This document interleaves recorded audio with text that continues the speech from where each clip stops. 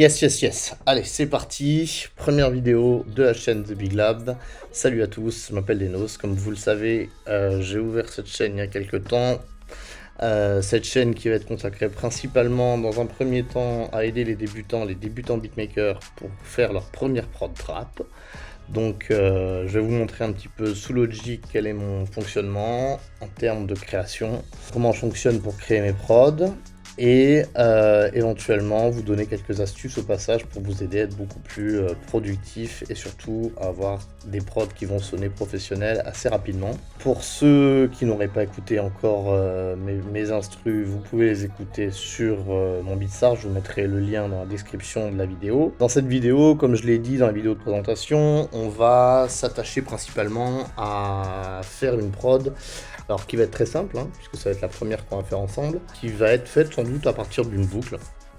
Pour vous montrer qu'aujourd'hui, en 2021, on n'est plus à l'époque, dans les années 2000, où il fallait absolument tout créer à partir de zéro. Aujourd'hui, on a un certain nombre d'outils, de logiciels, de services en ligne, beaucoup de grandes marques développent des services, ou même des producteurs ou des beatmakers développent des services pour aider les jeunes producteurs, les jeunes beatmakers comme vous et comme moi, à créer leur propre son, leur propre sonorité, mais éventuellement en ayant des petites aides, comme là en l'occurrence on va voir ensemble le service Splice en ligne, donc je vous en avais parlé dans la première vidéo, qui vous met à disposition, donc en payant un abonnement mensuel, donc ça dépend en fonction du nombre de crédits que vous voulez avoir, c'est-à-dire du nombre de téléchargements offerts en fonction du nombre de crédits, qui vous met à disposition un certain nombre de boucles de samples.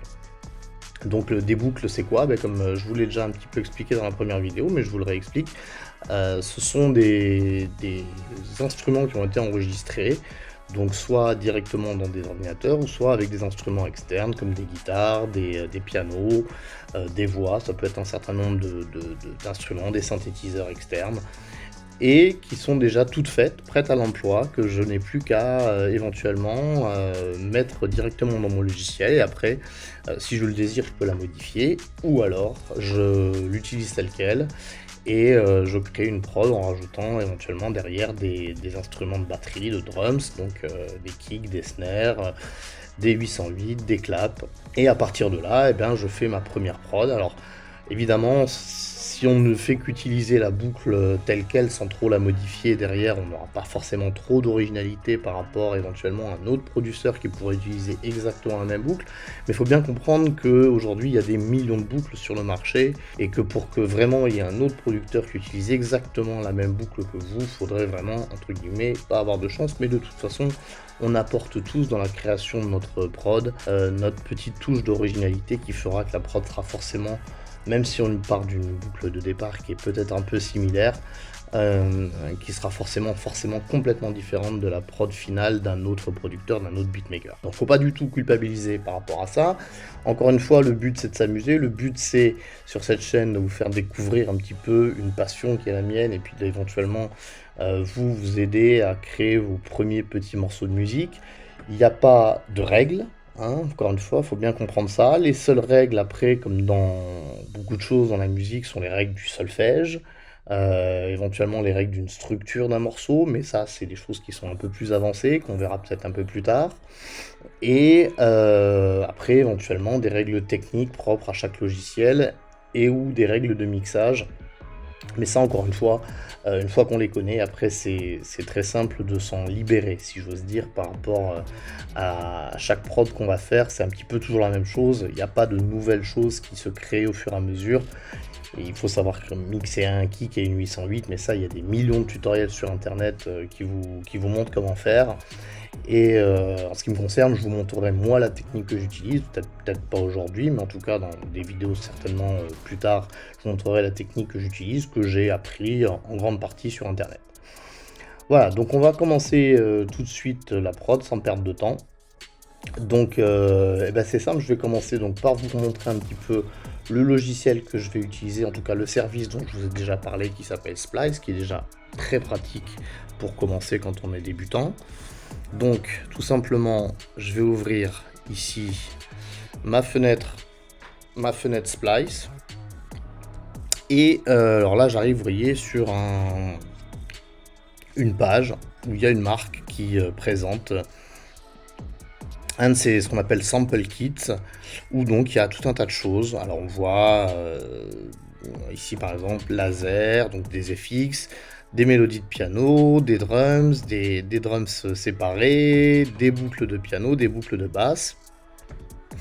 Et on a évidemment, comme je vous l'ai expliqué, comme on va sans doute l'utiliser pour cette première prod ensemble, on va avoir des boucles d'instruments déjà toutes faites, qu'après on va ou non modifier en fonction de ce qu'on veut atteindre comme résultat.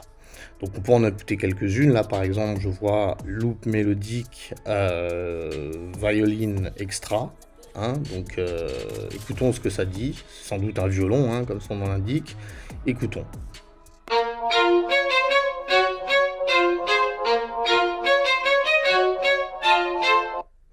Voilà, donc on peut les écouter comme ça, de manière très... tout en continuant d'être inspiré, de se dire tiens, qu'est-ce qui pourrait me plaire. Alors là, par exemple, j'ai ce qu'ils appellent, eux, des song starters. Donc comme son nom l'indique, pareil, song starter, ça veut dire quoi? Bah, c'est pour démarrer un morceau. Donc c'est souvent des groupes d'instruments, hein, plusieurs instruments ensemble qui vont faire que on a déjà plusieurs mélodies qui s'entrecoupent les unes avec les autres. Écoutons celle-là par exemple.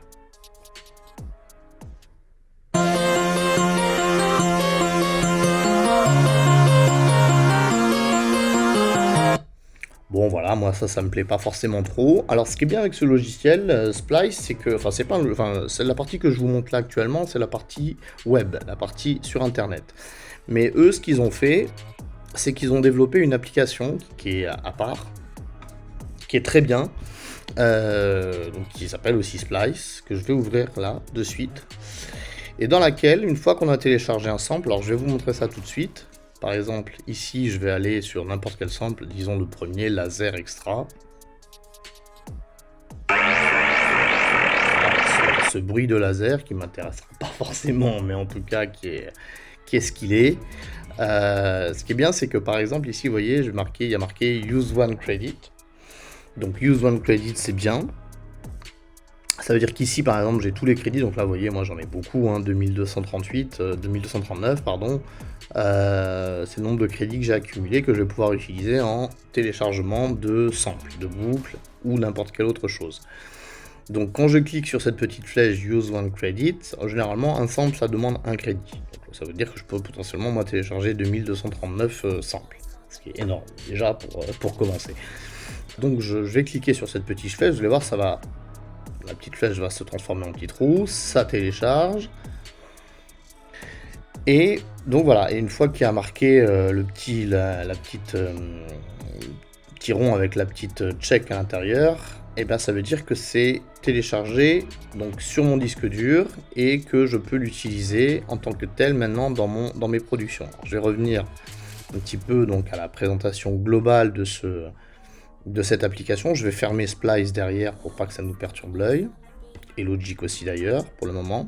Et donc voilà, donc j'ai mon application Splice ici qui se présente comme ça, avec donc alors je vais l'agrandir un peu histoire qu'on voit bien. Hop là, je vais l'agrandir, tac tac tac. Là derrière j'ai mon logiciel pour enregistrer, je l'agrandis. Et vous voyez très bien maintenant que dans cette application, j'ai tous mes samples. Alors je peux faire défiler mes samples comme ça, les uns sous les autres. Et tous ces samples-là, je peux les écouter en temps réel.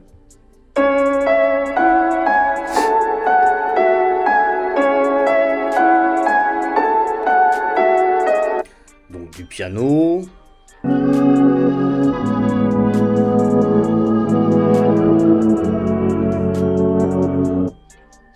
Guitare,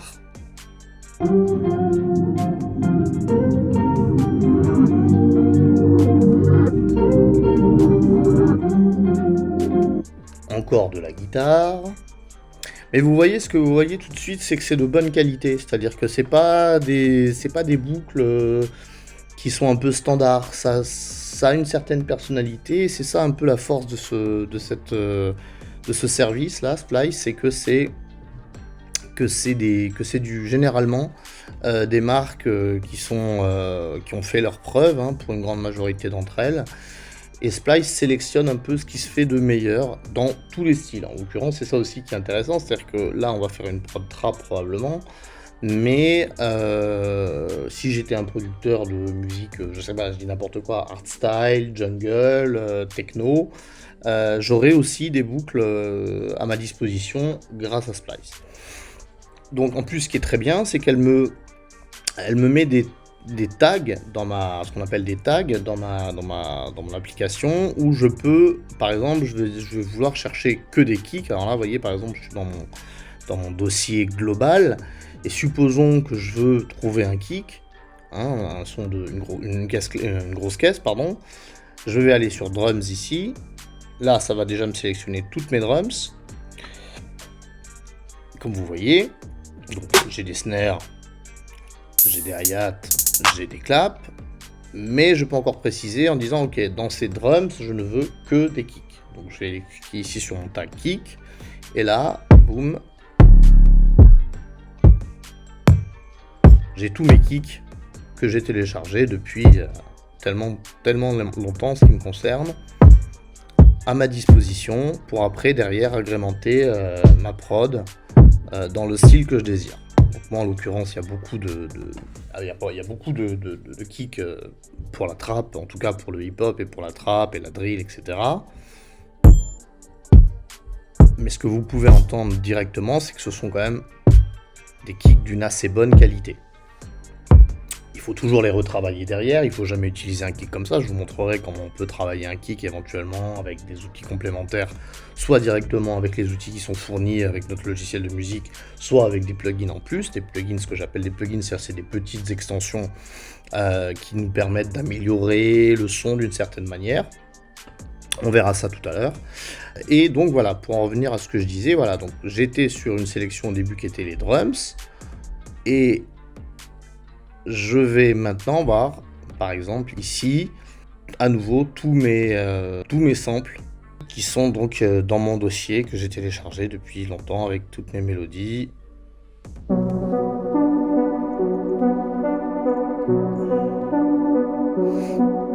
Voilà, je peux écouter, j'ai mes synthés. Voilà, donc j'ai beaucoup de mélodies, beaucoup de types d'instruments différents. Ce que je vais faire, on va pas perdre beaucoup plus de temps. Je vais ouvrir... tac. Je vais ouvrir Logic. Alors je vais diminuer un peu je vais pas rentrer plus dans les détails de l'application, ça sert pas à grand chose, c'est pas un tutoriel sur Splice, c'est vraiment pour commencer ensemble une prod et pour vous montrer un peu le fonctionnement. Donc je réduis ma fenêtre de Splice. Par contre je la mets un petit peu comme ça sur le côté. Et je vais ouvrir mon logiciel. Donc mon logiciel, certains sans doute d'entre vous le connaissent, s'appelle Logic. Logic Pro, donc c'est un logiciel qui est spécialisé uniquement pour Mac. Donc évidemment ceux d'entre vous qui n'avez pas de Mac, vous avez d'autres logiciels qui existent, hein, notamment Fruity Loops qui est très répandu dans le hip-hop.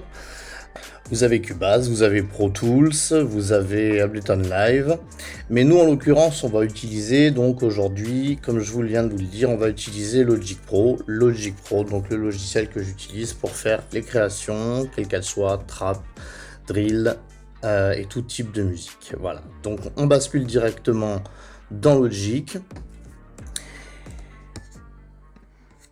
Et je commence par créer une piste audio, voilà. Donc mon logiciel est ouvert, j'ai ma piste audio, j'ai ma session qui est vide.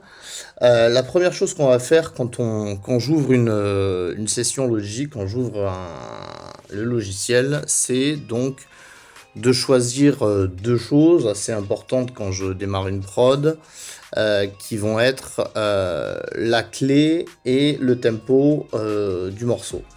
Alors en l'occurrence ça dépend, des fois je le fais, des fois je dis ok je vais faire un morceau à 140 BPM, et puis des fois je dis bon je vais faire un morceau et on va bien voir quel BPM je vais utiliser. Et c'est plutôt d'ailleurs comme ça qu'on va faire aujourd'hui, on va plutôt choisir, comme je vous l'ai indiqué, une boucle dans Splice, et à partir de là on va décider du tempo et de la clé du morceau. La clé du morceau, pour les moins musiciens d'entre vous, c'est quoi? C'est tout simplement la note principale autour duquel le morceau va s'articuler. C'est généralement la première note du morceau, que ce soit un La, un Do, un Si, un Ré, peu importe, la première note, et ça va nous permettre après de décider donc évidemment de quelle gamme, dans la gamme dans laquelle on va être, et l'ensemble des mélodies qu'on va ajouter les unes avec les autres, et nos drums après par la suite. Voilà.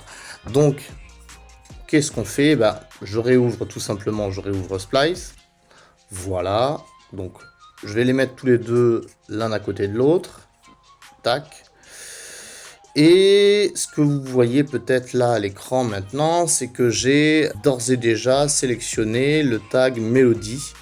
Comme vous pouvez le voir, j'ai sélectionné le tag mélodie qui va donc me permettre d'écouter toutes mes mélodies. Et en fonction de ce que je vais aimer, je vais en choisir une et on partira éventuellement sur cette mélodie. Ce qui ne veut pas dire d'ailleurs, je vais peut-être en choisir une et puis peut-être dans 2 minutes je dirai ah ben non finalement ça me plaît pas, ça m'inspire pas. Et j'en prendrai une autre. Mais on va commencer par en sélectionner une ou deux, on va voir celle qui nous plaise le plus, et en fonction de ça, on va développer une prod, quitte peut-être éventuellement à revenir dessus. J'utiliserai bien entendu des synthés après par la suite, j'utiliserai des logiciels qui ont déjà un certain nombre de mélodies intégrées, comme un logiciel très connu que je vous recommande aujourd'hui et dont on va discuter un peu plus en détail après par la suite, qui s'appelle Arcade, que j'utilise beaucoup, justement toujours pareil, pour être très inspiré, avoir des choses qui vont nous pousser à faire des choses très créatives, dans lequel donc il y a un certain nombre, de la même manière, un certain nombre d'éléments sonores, que ce soit des boucles de piano, de synthé, ou même des drums, des percussions, des éléments parfois orchestraux, des choses comme ça. Donc ça, vous allez le voir dans la suite. Un logiciel très intéressant que je vous recommande, et pareil, c'est un logiciel qui permet qu'on n'a pas besoin forcément d'acheter, mais c'est une souscription par mois. C'est accessible à tout le monde en fait. Voilà. Alors on va commencer à écouter un petit peu ce qu'on a. Je vais commencer par en haut et puis bon je vais aller un peu comme bon me semble.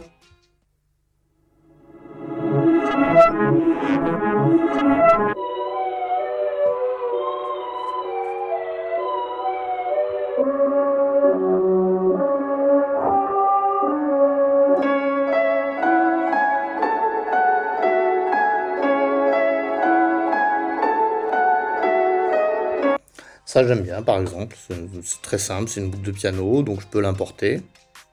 Voilà, je vais la mettre donc. Ce qui est très intéressant avec Splice, c'est ça, c'est que je prends la boucle, je clique dessus, et je fais un glisser-déposer tout simplement dans mon logiciel. Et le logiciel la reconnaît immédiatement. Alors elle n'est pas forcément au tempo de ma session, là en l'occurrence elle l'est, puisqu'elle est à 120 BPM, ce qu'on appelle le BPM c'est les battements par minute, c'est-à-dire le tempo de la musique, le tempo de ma boucle. En l'occurrence là, ma boucle est à donc 120 BPM, et vous voyez ici, je ne l'ai pas encore expliqué complètement, mais en tout cas j'ai mon tempo ici de ma session Logic qui est à 120. Donc si j'accélère mon tempo, ma boucle, vous voyez qu'elle bouge. Mais ça veut dire qu'elle va plus être au tempo de la session. C'est-à-dire que là, par exemple, ma boucle est à 120 BPM, j'ai ma session qui est à 140. C'est-à-dire que si je joue, ma boucle continuera de jouer à 120, mais si j'active, vous allez entendre le métronome. Un métronome, c'est un petit clic, clic, clic. Le métronome, il ne va pas être dans les temps de ma boucle. Écoutez bien. Voilà, vous entendez que le métronome est très rapide, donc ça ne m'intéresse pas.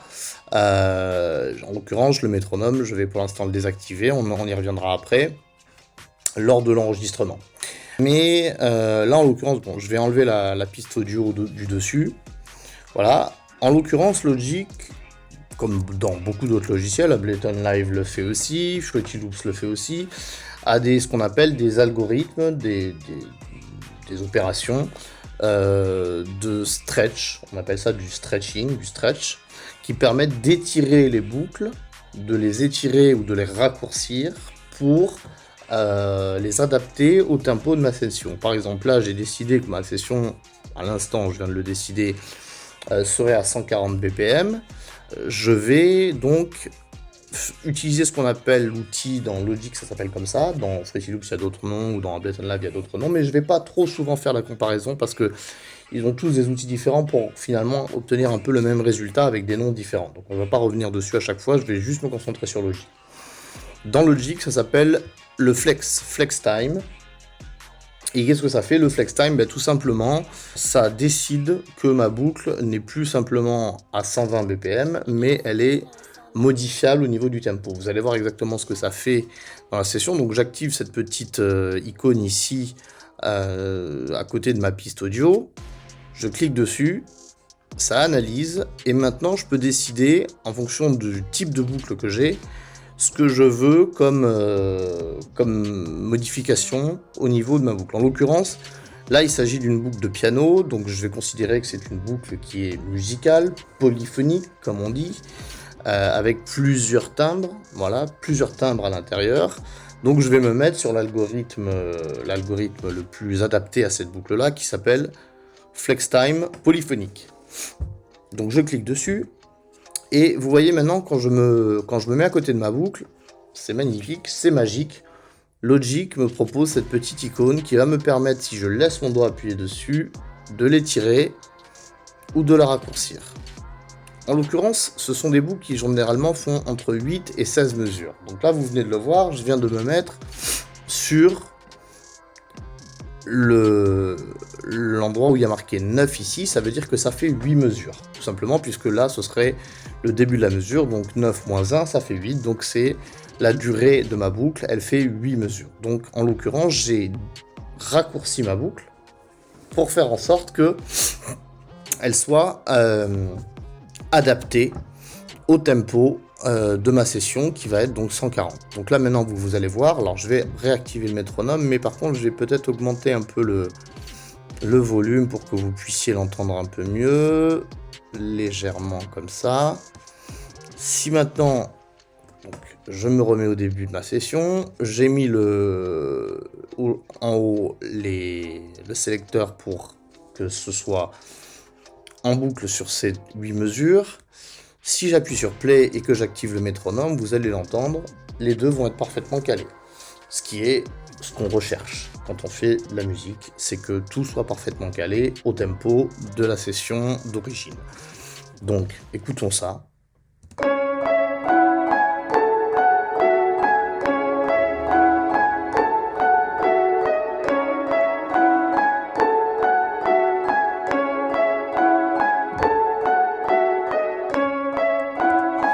Voilà, comme vous pouvez l'entendre, ma boucle était à l'origine à 120 BPM, est maintenant calée au tempo donc, de ma session Logic, qui elle est à 140 BPM. Donc du coup, ça veut dire que j'ai accéléré donc ma boucle pour la faire passer de 120 BPM à 140 BPM, qui est le tempo de ma session Logic. En l'occurrence, cette boucle me plaît plutôt pas mal, je vais désactiver le métronome, me plaît donc plutôt pas mal, donc il est possible que je la garde. Pour autant, je suis un beatmaker un peu, je sais pas si on dit bizarre, mais en tout cas, je suis jamais satisfait de la première boucle que je vais importer dans ma session, si tant est que je travaille avec des boucles. Je préfère en avoir plusieurs, et après, au final, peut-être choisir une qui va vers laquelle je vais plus m'orienter pour ma prod. Donc, ce que je vais faire en attendant, cette boucle, je vais la mettre en mute, c'est-à-dire que quand j'appuie sur play, il n'y a plus de son. Et je vais peut-être en prendre encore une ou deux. Alors, ce que je peux faire maintenant que j'ai vu que, par exemple, là, je ne sais pas si vous avez remarqué, il est marqué, donc le nom de la boucle, TR, Melody Loop, 120, donc 120 c'est le tempo, et F dièse, c'est la tonalité du morceau, c'est-à-dire la tonalité de la boucle, pardon. La tonalité, c'est la clé. Comme je vous ai dit tout à l'heure, c'est la première note par laquelle commence la boucle.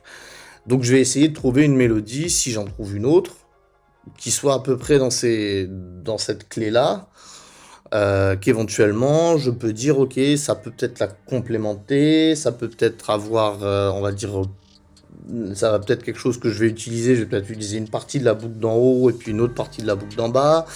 Je vais peut-être, on va dire, les mélanger avec un effet spécial pour faire en sorte que ça ressemble à une seule mélodie. Je vais essayer en tout cas, ce que je vais faire, de retrouver à nouveau des boucles qui soient dans cette tonalité ou proche.